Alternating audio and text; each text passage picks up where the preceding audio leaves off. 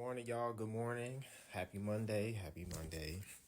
So, I was recently talking to a friend from high school, and she was talking about how Fridays are the only time that she's happy.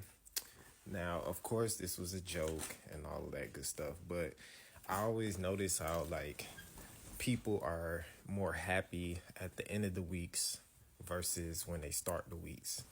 And, for me, my week start on Sundays. I don't know about y'all, but I gotta reset, reflect and recharge. So my week start, on Sundays, but Mondays, we gotta get out and do our duties, as people, as adults. So, but I just wanted to share something that was interesting to me. So, I always like to ask my elders questions, just to pick their brains. I always find the wisdom and information that they give me to be so valuable, right? So last night I was talking to my elder and I was asking her, about marriage, right? And I asked her, what is the secret?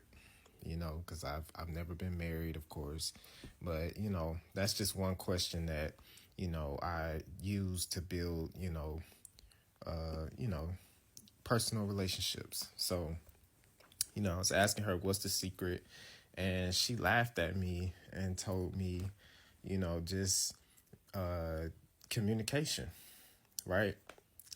So it's funny because one of my boundaries is healthy communication or no communication at all. So when she said that, I was like, laughing.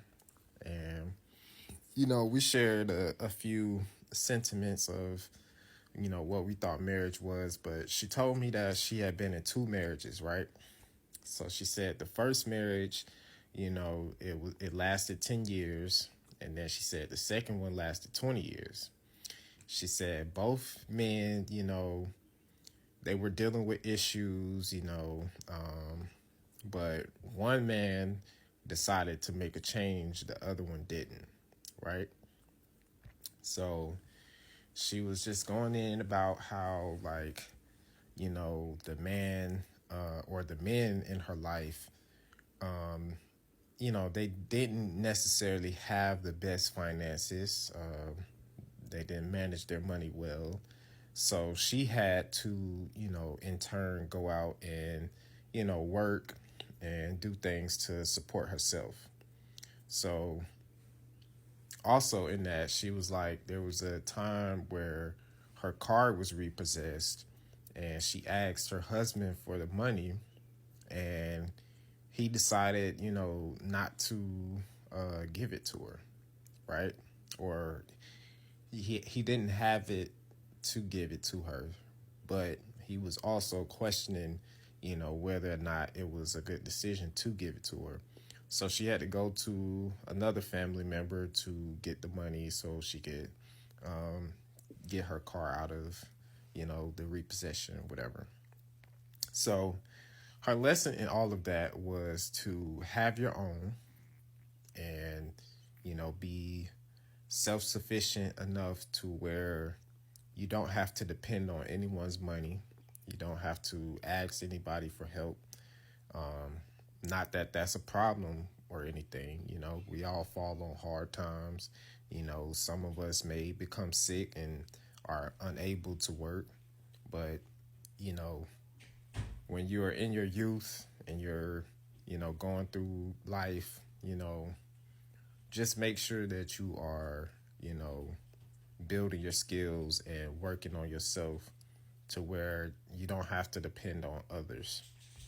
And when I tell you that's what I needed to hear, because, right now I'm in that point of my life, I'm not necessarily young enough to be, naive to what's going on around me. But when I told her my age, she was like, yeah, you're not ready yet.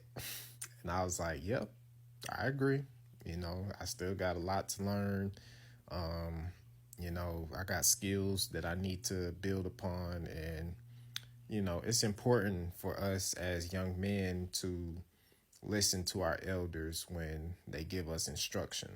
You know, we got to be able to submit to their authority, their rulings on things, because they know a lot more than we do.